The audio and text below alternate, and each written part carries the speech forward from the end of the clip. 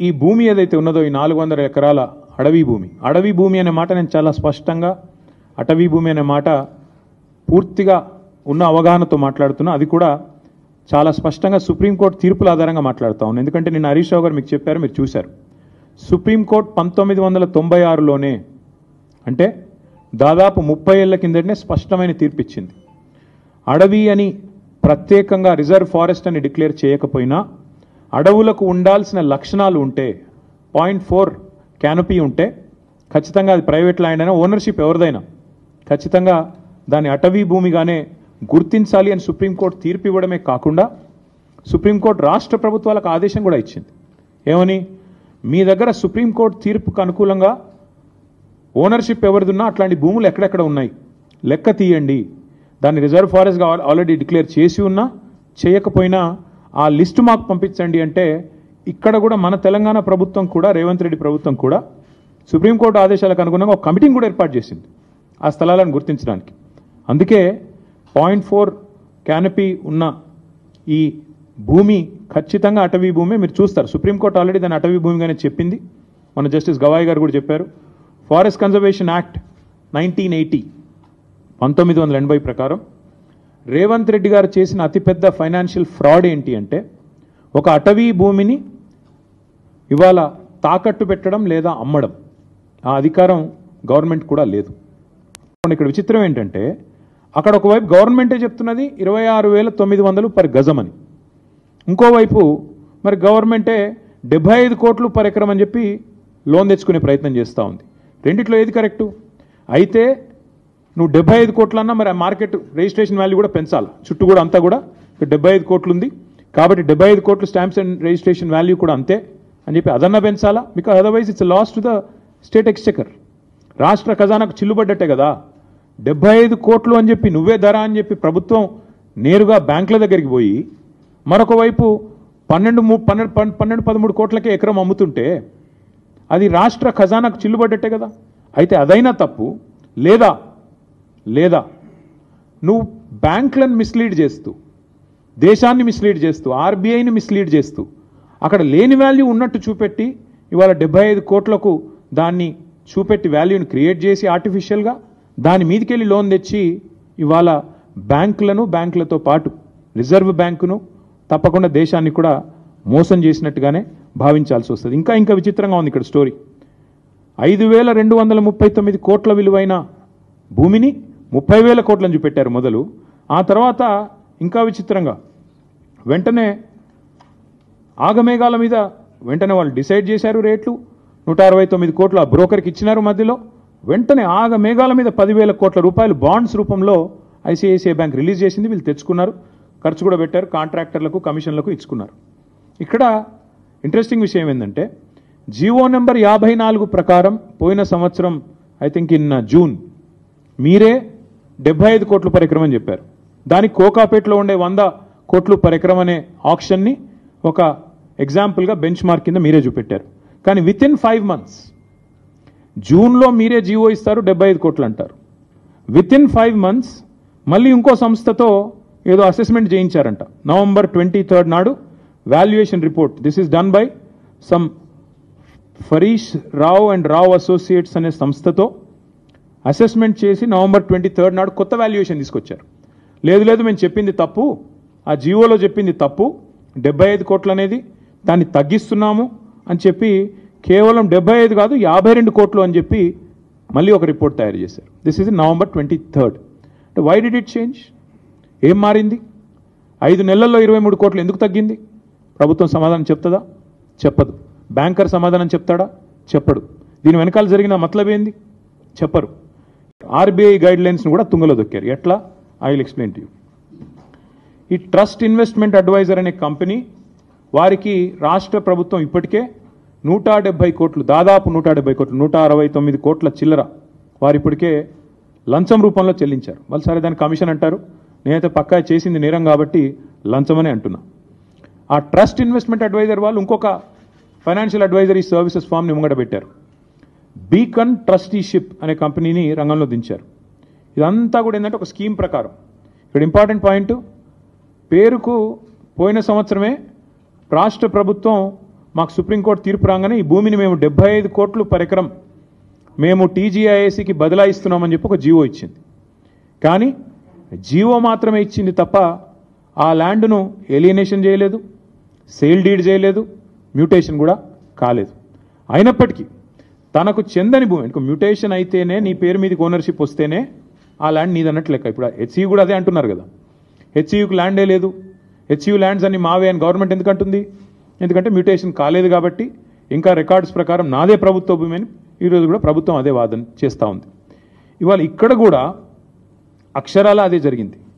జనరల్గా ఇప్పుడు ఉదాహరణకి మీరు ఎవరైనా సరే వ్యక్తిగతంగా మనం ఒక ప్రాపర్టీ, మనకు ఒక ఇల్లో ఫ్లాట్ ఉందనుకోండి, లేదా ఒక ప్లాట్ ఉందనుకోండి, దాని మీద లోన్ తీసుకోవాలనుకుంటున్నారు తనఖా పెట్టి. జనరల్గా ప్రాసెస్ ఏముంటుంది? ఆ ఏరియాలో మీరు ఫలానా ఏరియాలో మీకు ఒక ఫ్లాట్ ఉంది, దాని యొక్క రిజిస్టర్డ్ వాల్యూ ఎంత, మీరు రిజిస్టర్ చేసుకున్నప్పుడు ప్రభుత్వానికి ఏ రిజిస్ట్రేషన్ రేట్ ప్రకారం మీరు డబ్బులు కట్టారు, స్టాంప్ డ్యూటీ ఎంత కట్టారు, దాన్ని బట్టి రిజిస్టర్డ్ వాల్యూ ఎంత. కాకపోతే జనరల్గా ఏముంటుంది, రిజిస్టర్డ్ వాల్యూకి జనరల్గా మార్కెట్ వాల్యూకి ఉండే కొంత అంతరం ఉంటుంది. ఆ మార్కెట్ వాల్యూ ఎంత, దాన్ని బేస్ చేసుకొని మీకు అల్టిమేట్గా లోను ఇస్తారు. ఎందుకంటే దాన్ని తనఖా పెట్టుకోనో లేకపోతే దాన్ని గ్యారంటీ కింద పెట్టుకొని మీకు ఇస్తారు. ఇక్కడ ఏం జరిగింది ఈ విషయంలో? ఒకటి కాదు, రెండు కాదు, అన్నిటినీ తుంగలో దొక్కుతూ ఈ ఫారెస్ట్ యాక్ట్ కానీ ఇందాక నేను చెప్పినట్టు అసలు ఓనర్షిప్ లేదన్న విషయం పక్కన పెట్టి TGIAC has no ownership of the land. TGIAC ఒక పేరుకు ఒక జీవో ఇచ్చారు తప్ప ఇంతవరకు సేల్ డీడ్ కాలేదు, ఎలినేషన్ కాలేదు, మ్యూటేషన్ కాలేదు. TGIAC is not the owner of the land. కానీ ఆ ల్యాండ్ను టీజీఐఏసీ, ఇక్కడ నేను ఊరికేనేది మాట్లాడట్లేదు, this is the stamps and registrations department statement of encumbrance. ఏదైతే రేవంత్ రెడ్డి గారి ప్రభుత్వం ఈ భూములు తనవి కాకపోయినప్పటికీ ఏదైతే టీజీఐఏసీ ఆ బీకన్ అనే కంపెనీకి రాసిచ్చేసిందో దానికి సంబంధించిన వివరాలు, ఈసీ ఎన్కంబరెన్స్ మీరు కూడా దొరుకుతుంది, ఆన్లైన్ వెతికితే మీకు కూడా వెంటనే దొరుకుతుంది.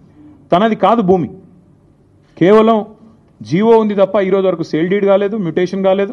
అయినా తనది కాని భూమిని తాకట్టు పెట్టి టీజీఐఏసీ ముఖ్యమంత్రి గారు అదేదో వారెవరో బ్రోకర్ సంస్థ చెప్పిన దాన్ని పట్టుకొని పెట్టేసినారు. పెట్టేస్తే జనరల్గా ఏమవుతుంది, లోన్ ప్రాసెస్ స్టార్ట్ అయ్యేటప్పుడు 3-4 విషయాలు చూసుకుంటారు. ఏ బ్యాంక్ అయినా కూడా ఏం చూస్తారు?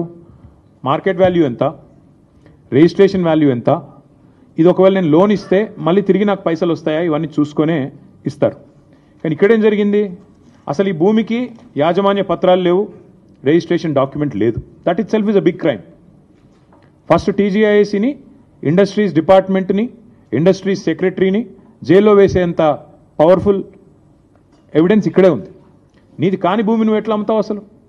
ఇప్పుడు రంగారావు గారి భూమి లేదా ఆయనకు ఫ్లాట్ ఉంది, నేను తనఖా పెట్టి తీసుకున్నాను అనుకోండి డబ్బులు.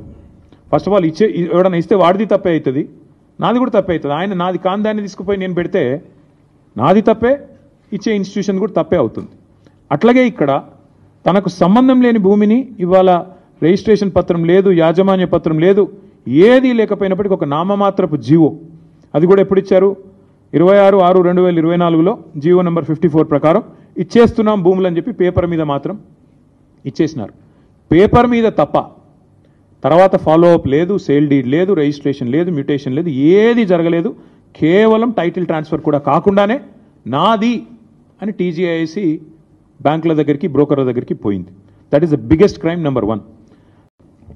ఈ మొత్తం కుంభకోణం వెనకాల రేవంత్ రెడ్డి గారికి అండగా బ్యాక్గ్రౌండ్లో నిలబడ్డది, ఈ అంతా మేనేజ్మెంట్ అంతా చేసింది ఒక బీజేపీ ఎంపీ. ఆ బీజేపీ ఎంపీ గారికి ఈయన కూడా కొంత అనుచితమైన లబ్ధి చేకూరుస్తున్నారు రాష్ట్ర ప్రభుత్వం ద్వారా. ఎందుకంటే ఇక క్విడ్ ప్రోకో కదా, నేను ఇది చేస్తాను నాకు అది చేయాలి, అది జరుగుతూ ఉంది ఇప్పుడు. ఇప్పటికిప్పుడు నేను దొంగ చేతికి తాళాలు ఇవ్వను, ఎంపీ గారి పేరు కూడా నేను బయట పెడతాను, నెక్స్ట్ ఎపిసోడ్లో బయట పెడతాను. ఎందుకంటే దీని వెనకాల ఉన్నది మొత్తం, దీని వెనకాల నడుపుతున్నది ఆ బ్రోకర్ను తెచ్చింది, ఆ బ్రోకర్ను రాష్ట్ర ప్రభుత్వానికి అటాచ్ చేసింది, ఆ బ్రోకర్ని అల్టిమేట్గా ఈ రకంగా ఆర్బీఐ, ఐసిఐసిఐ బ్యాంకు నిబంధనలు పాటించకుండా ఆగమేఘాల మీద 10,000 కోట్ల రూపాయలు అన్నిటిని వైలేట్ చేస్తూ తెచ్చింది కూడా ఆ ఎంపీ గారి సారథ్యంలోని ఆ బ్రోకర్. ఎందుకంటే అంత స్ట్రాంగ్ బ్యాకింగ్ ఉంటేనే యూనియన్ గవర్నమెంట్ది ఇంత వేగంగా డబ్బులు వస్తాయి. లేకపోతే 10 రూపాయలు పుట్టాలన్న సామాన్యుడికి దేశంలో 10 రూపాయలు బ్యాంకు నుంచి రావాలంటే 10 క్వశ్చన్లు కాదు 100 క్వశ్చన్లు అడుగుతారు. ఒక లోను శాంక్షన్ కావాలంటే, హోమ్ లోన్ మీ అందరికీ తెలుసు, అందరికీ ఉండే ఉంటాయి ఇక్కడ లోన్లు. హోమ్ లోన్ శాంక్షన్ కావాలంటే ఎన్ని పేపర్లు దస్తఖత్ పెట్టాలి? అట్లాంటిది 10,000 కోట్లు నీది కాని భూమికి కూడా ఇచ్చినవాడు నేరస్తుడా కాదా? దొంగల్లాగొచ్చి అర్ధరాత్రి అపరాత్రి అని కాకుండా 100 ఎకరాల్లో వారు ఏదైతే దాడి చేసినారో ప్రభుత్వమే మరి రక్షించాల్సిన వాళ్ళే భక్షిస్తుంటే సహజంగానే ఆవేదనతో అటు హెచ్సియు విద్యార్థులు కానీ దేశవ్యాప్తంగా పర్యావరణవేత్తలు కానీ ఉద్యమం చేసినారు. కానీ దీని వెనకాల అసలు రేవంత్ రెడ్డి గారు ఇంత హడావుడి ఇంత హంగామా ఎందుకు చేస్తున్నారు అని మేము ఆరాధిస్తే దీని వెనకాల దాదాపు 10,000 కోట్లను దోచే ఒక భారీ స్కామ్కు వారు తెరదీసినట్టుగా మాకు సమాచారం అందింది. నేను వదిలిపెట్టను కూడా ఈ అంశాన్ని. దీన్ని మేము ఇవాళ I'm writing to the governor of reserve bank of India. I'm also writing to the serious fraud investigation office, ministry of corporate affairs, government of India. I'm also writing to the SEBI. SEBI ఎందుకు రాస్తున్నాను అంటే ఆ Beacon అనేవాడు, Beacon trusteeship అనేవాడు he is already a member of the stock exchange. అట్లాగే we are writing to the central vigilance commission and we are also writing to the central bureau of investigation. ఈ 5 ఏజెన్సీలకి ఇవాళ మా పార్టీ తరఫున ఇప్పుడు నేను మీకు చెప్పిన విషయాలు వాటితో పాటు మిగతా వివరాలు అనెక్జర్స్తో సహా మొత్తం అన్ని ఆధారాలతో సహా మేము ఈ 5 ఏజెన్సీస్కి, నేను మళ్ళీ చెప్తాను, రిజర్వ్ బ్యాంక్ ఆఫ్ ఇండియాకి, ఎందుకంటే ICICI bank is ultimately answerable to reserve bank of India, serious fraud investigation office, this is called SFIO, వారికి మినిస్ట్రీ ఆఫ్ కార్పొరేట్ అఫైర్స్ కింద వస్తుంది, వారితో పాటు సెబీకి, సివిసికి, సిబిఐకి 5గురికి కూడా ఇవాళ మా పార్టీ తరఫున నేను వ్యక్తిగతంగా అన్ని ఆధారాలతో లెటర్ రాస్తా ఉన్నాను. ఖచ్చితంగా ఇన్వెస్టిగేట్ చేయాలని చెప్పి కూడా నేను వారిని కోరుతా ఉన్నా. నేను వదిలిపెట్టను కూడా ఈ అంశాన్ని. దీన్ని మేము ఇవాళ I'm writing to the governor of reserve bank of India. I'm also writing to the serious fraud investigation office, ministry of corporate affairs, government of India. I'm also writing to the SEBI. SEBI ఎందుకు రాస్తున్నాను అంటే ఆ Beacon అనేవాడు, Beacon trusteeship అనేవాడు he is already a member of the stock exchange. అట్లాగే we are writing to the central vigilance commission and we are also writing to the central bureau of investigation. ఈ 5 ఏజెన్సీలకి ఇవాళ మా పార్టీ తరఫున ఇప్పుడు నేను మీకు చెప్పిన విషయాలు వాటితో పాటు మిగతా వివరాలు అనెక్జర్స్తో సహా మొత్తం అన్ని ఆధారాలతో సహా మేము ఈ 5 ఏజెన్సీస్కి, నేను మళ్ళీ చెప్తాను, రిజర్వ్ బ్యాంక్ ఆఫ్ ఇండియాకి, ఎందుకంటే ICICI bank is ultimately answerable to reserve bank of India, serious fraud investigation office, this is called SFIO, వారికి మినిస్ట్రీ ఆఫ్ కార్పొరేట్ అఫైర్స్ కింద వస్తుంది, వారితో పాటు సెబీకి, సివిసికి, సిబిఐకి 5గురికి కూడా ఇవాళ మా పార్టీ తరఫున నేను వ్యక్తిగతంగా అన్ని ఆధారాలతో లెటర్ రాస్తా ఉన్నాను. ఖచ్చితంగా ఇన్వెస్టిగేట్ చేయాలని చెప్పి కూడా నేను వారిని కోరుతా ఉన్నా. ఒకటి, ఎలాంటి ఎన్వైరన్మెంటల్ ఇంపాక్ట్ అసెస్మెంట్ జరగలేదు అని చెప్పి మరి అటవీ శాఖ అనుమతి లేదు, ఎన్వైరన్మెంటల్ ఇంపాక్ట్ అసెస్మెంట్ లేదు, ఇంకా ట్రాన్స్ఫర్ కూడా టైటిల్ది పూర్తిగా కాలేదు. అయినప్పటికీ ఫైనాన్షియల్ ఇన్స్టిట్యూషన్స్ని వెంటనే ఆగమేఘాల మీద ప్రభావితం చేసి ప్రభుత్వ అధికారులు మరి మిస్లీడ్ చేసినారా, ముఖ్యమంత్రి వాళ్ళని డైరెక్ట్ చేసినారా తెలియదు, మరి ఒక భారీ ఆర్థిక నేరానికి పాల్పడ్డారు. ఎట్లా చేసినారు ఇది? ముఖ్యమంత్రి గారికి ఒక బీజేపీ ఎంపీ పూర్తి స్థాయిలో వెనుక ఉండి సహకరించి ఒక బ్రోకర్ కంపెనీని తీసుకొచ్చారు. ఆ కంపెనీ పేరు trust investment advisors private limited అనే పేరుకు మర్చెంట్ బ్యాంకర్, బట్ చేసేది బ్రోకరేజ్. వారు ఈ కాన్సెప్ట్ వారికి చెప్పారు, మీకు FRBMను బైపాస్ చేస్తూ మీకు డబ్బులు తెచ్చిస్తాము, మీరు దానికి గాను మాకు డబ్బులు ఇవ్వండి, ఆ తర్వాత మీ ఇష్టం ఉన్న వాళ్ళకు భూములు అమ్ముకోండి. ఇది ఓవరాల్గా స్కీమ్. దీనిలో అన్ని నిబంధనలు మొత్తం అన్ని చట్టాలు, నిబంధనలు, సుప్రీంకోర్టు తీర్పులు అన్నిటినీ తుంగలో దొక్కారు. RBI గైడ్ లైన్స్ను కూడా తుంగలో దొక్కారు.